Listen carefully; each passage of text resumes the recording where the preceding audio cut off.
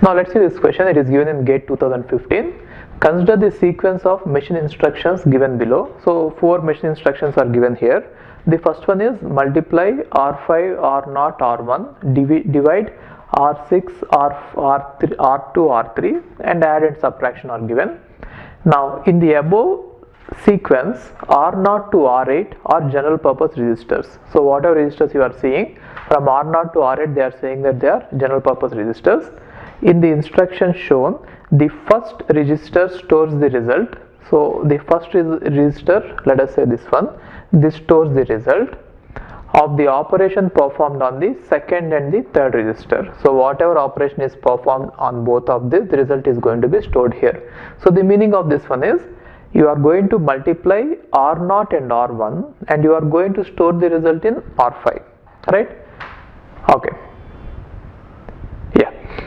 And then this sequence of instructions is to be executed in a pipeline instruction processor with the following 4 stages. Now they are saying that these instructions are given to a pipeline, and in that pipeline they are having 4 stages.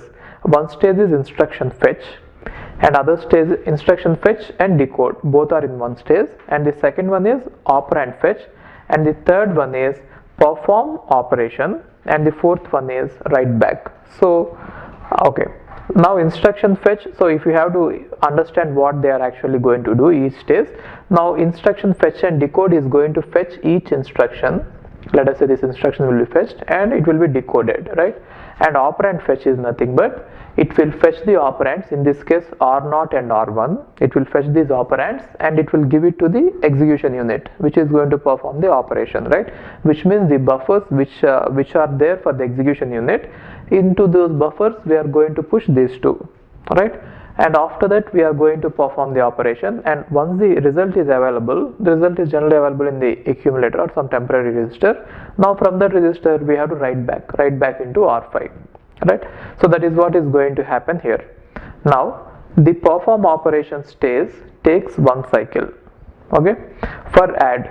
So they are saying that, okay, here it is given, if instruction fetch, OF and WB write back stages takes 1 clock cycle for any instruction, which means out of the 4 stages you have, 3 stages are always going to take 1 clock cycle. Okay, so what are they? Instruction fetch, and then the other one is perform operand fetch, and then write back. So these 3 are going to take always 1 cycle, but then it is different for the perform operation. Now if you observe it, yeah, the perform operation takes 1 clock cycle for add. So add is going to take 1 clock cycle for perform, or subtract. Even for subtract also it is 1 clock cycle, but then 3 clock cycles for multiplication and 5 clock cycles for division. So this is what is going to happen. Now the pipeline processor uses operand fetching from the PO, which means perform operation stage, to the OF stage. So which means operand fetch stage. Then the number of clock cycles taken for the execution of the above sequence in the instructions is. So here you should understand what is operand forwarding. Okay, operand forwarding from the PO stage to the OF stage. So let's look at that first. Okay, now let's try to understand the meaning of what operand forwarding is from perform operation stage to the operand fetch stage. Okay, so now if you see this, we are going to have the hardware which is going to perform the operation, let us say multiplication, division, or addition. Now all of them are actually binary operations, so you can assume that there are 2 buffers which take the input on which we are supposed to perform the operation, and then there is going to be 1 buffer, right? So it depends, it varies from machine to machine. Sometimes one of it is going to be accumulator and other is going to be some other register, and the output is also going to be in the accumulator. But then we can assume safely like this is what is going to be be the hardware which is going to perform the operations, right? So let us say this is where operation is, OP is happening, right? So in this case perform operation, right, PO. So PO is happening. Now who is going to fill these input registers for PO? So this will be done by fetch. So what is given here, let us use the same terminology, operand fetch, right? So OF stays is going to be here, and now OF stays will give the signals required for the registers here. Let us say these are all the common purpose registers from R1, general purpose registers from R1, R2 to R8. Now they are connected by bus. Now operand fetch duty is to issue the signals in such a way to these registers that the required registers should send the data to these buffers, right, to these registers which are going to act as the input to this. Okay, now when I say there is an operand forwarding from the perform operation to the operand fetch, actually you are supposed to take the output of it, and without sending it on, and you are also sending it to the next stage, which is write back, but before sending it to the next stage you are going to send it to the earlier stages, right? Now where are you going to send this to? You cannot send it to directly here, right, because that one will be write back. So write back is actually done after it, right? So you are actually, whenever you say operand forwarding, it is nothing but you take the output of the execution phase and you give it as the input to the execution phase, which is also going to be the after this operand fetch is over. Even though operand fetch is going to get some data, it is going to be overwritten by whatever is finally performed by this perform operation. Got it? So now even though it looks like operand forwarding is done from the perform operation to the operand fetch, actually operand forwarding is done from the output to the input. So this is what is done. Okay, now once you understand this operand forwarding concept, then we can get into the question now. Okay, here you might get one confusion. So one confusion is that OF is also trying to fetch some information into this buffer, and PO is also trying to write some information into buffer. Then you might get a confusion that whose data is going to be there, right? If both of them are simultaneously going to do it, you might think that there is a race condition. Now in order to avoid that race condition, whenever there is this operand forwarding concept, right? So even though they didn't mention it, it is going to happen. So in the first half of the clock, if they are saying that it is going to take one clock, in the first half of the clock, these buffers will be accessed by the OF phase, right? So whatever OF gets, it is going to write it there. In the second half, your PO is going to access, right? So otherwise they generally implement it using the clock edges, which means here in the positive edge maybe OF is going to use, and in the negative edge PO is going to use. Therefore whatever is written by the PO in case of operand forwarding, that is going to be final. Okay, so you need not actually wait for a clock cycle to start OF. Okay, let's get into the question, then you will understand it. Okay, now let's see the solution here. So first thing is multiply R5, R0, R1. So it means that you have to multiply R0 and R1 and put the result in R5. So since it is the first instruction, you need not wait for anything. You have all the hardware required as well as the operands required. You can directly do it by taking the required number of clocks. So instruction fetch IF, they said is taking one clock for OF, but then since it is multiplication, the number of clocks required for perform operation is 3. That is why 1, 2, 3. 3 clocks are given there, and finally we have write back. Right, got it? And for the next one, when you are talking about division, if you observe it, so R5 is being produced by this multiplication, and division needs R2 and R3, therefore there is no data dependency, right? So you can directly execute it whenever the hardware is available. So instruction fetch has to start here, and it can start here because the unit is available here, fetch unit is available here, and operand fetch, yes, the unit is available here, I can start it, but then perform operation I cannot start it here because the hardware is not available till here. So this is functional dependency, isn't it? So that is why you are going to wait till this point. Now here you can start perform operation here.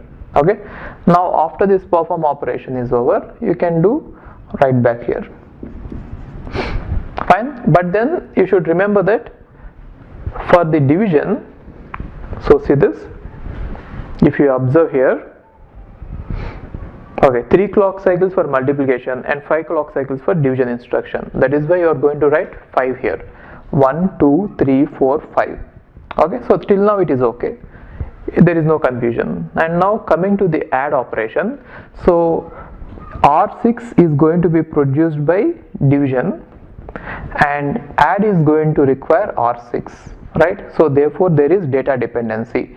Whenever there is data dependency, you are supposed to you should not fetch the operands until this final result is available for you, right? But the final result is available here. But since it is given that you are using the operand forwarding, what it means is by the time division operation finishes its execution, that OP phase, that PO phase, perform operation phase, the value of R6 is available at the input of the perform operation for the next phase, right? Therefore what you could do is, see, for the addition, first instruction fetch has to be done here, and now operand fetch, it has to be done here, right? Now why we could do it here is because R6 value is going to be available this way. R6 value is going to be available this way. So why is it? So whatever OF is going to write, it is going to be overwritten by the perform operation stage because of this feedback, right? Because of this feedback, whatever OF is going to write, and PO is going to overwrite it. Got it? Therefore you can directly write it this way, or one way to understand is the output of the PO is available as the input to the PO. Either you can write it this way or this way. Therefore once this PO is over, you can immediately start PO because of this operand forwarding. Got it? Otherwise, if the operand forwarding is not there, then you are supposed to delay this operand forward, operand fetching till this write back, till the write back is over, right? But since there is operand forwarding, you can do this at any point, right? You need not wait till this point. Anyway, the required operand is going to be available to the perform operation stage by the time the earlier perform operation is over. So you can start the perform operation here. Got it? And that is where that is why you are supposed to hold this perform operation till you finish it, right? And the next one is unit for subtraction. So R7 value, right? And R7 value is produced by the perform operation here. So again the same thing. From here the value will be available to this. So one way to understand is either to this or to this, right? R7, and so you can start OF here and you can put PO here, and therefore in 13 clocks it is over. So only thing that might be confusing for you is what is operand forwarding from perform PO stage to the OF stage. So actually even if they have written it this way, what happens is the operand will be forwarded from the output of the perform operation to the input of the perform operation, right? So this is what we have already seen in our video. So in the operand forwarding video, we didn't show it this way, we have shown it directly from here to here, right? So that is why you might get confused. Just be careful there. Okay, fine. Hi, if you are planning to do masters, then doing masters abroad is better than doing masters in India. I'll give you all the reasons. So first reason is, out of 1 lakh students who take GATE every year, there are only 500 seats in old IITs. So all the IITs put together have an acceptance rate of 0.5%, and IITs, universities better than IITs, they have very good acceptance rate like 30%, 40%, but all the IITs put together have an acceptance rate of 0.5%. And if you are working hard to get into IIT Bombay's ranking is 177 and IIT Roorkee's ranking is 400. If you are happy to get into IIT Roorkee, then getting into universities better than IIT Roorkee is easier compared to getting into IIT Roorkee. And looking at the salaries for computer science, for software jobs, if you have done your masters in computer science in US, the salaries are ranging from 80 lakhs per year to 1.2 crore per year. So even if you take an average of 1 crore per year, your savings will be much higher than the salaries in India. After taxes and your cost of living, you can easily save 40 to 50 lakhs per year. And in India, the maximum jobs that you get is around 30 lakhs. So your savings will be much greater than the salaries in India.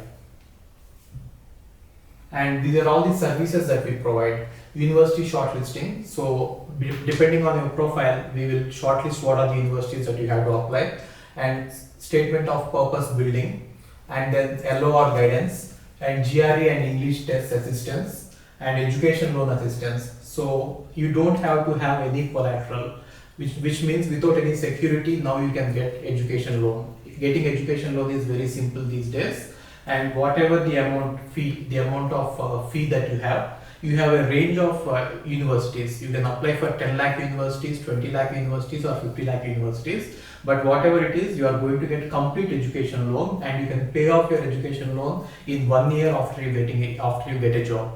And then we do visa assistance, mock visa interviews, and then connecting with the university alumni. So now you might ask why we should join Game of Visas. So the answer is we have 90% success rate, 99% success rate. And these are all the destinations that we guide the students to. So we guide students to any country that you want to go. So now it is not just USA. We guide to UK, Germany, Australia, Canada. So we guide students to all the countries. We work with all the destinations. And if you are interested in going abroad, you have to just drop us a message on this WhatsApp number 9494 555 454. Okay, thank you.